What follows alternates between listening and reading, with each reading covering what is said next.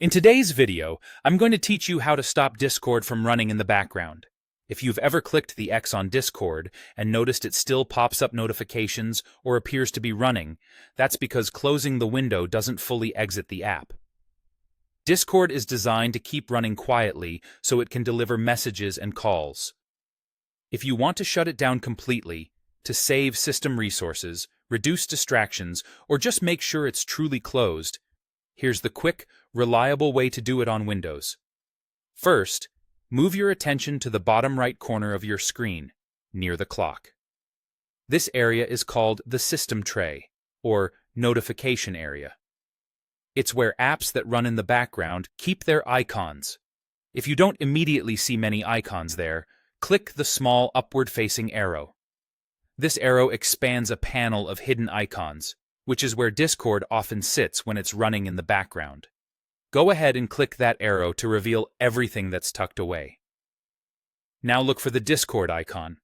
It's the purple logo that looks a bit like a game controller.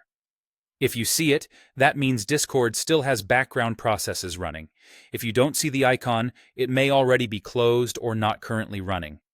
Once you spot the Discord icon, right-click it. Be sure to right-click, not left-click.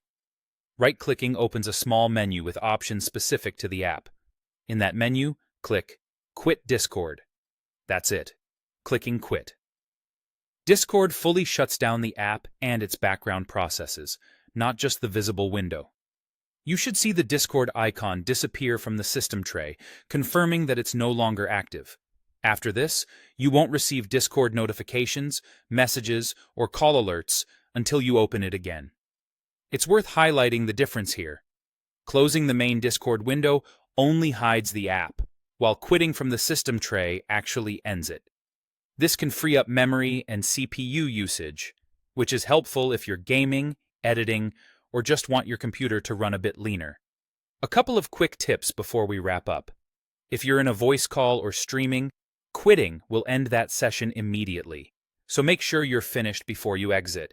And when you're ready to use Discord again, just launch it as you normally would from your desktop or start menu. Your account and settings will be exactly as you left them.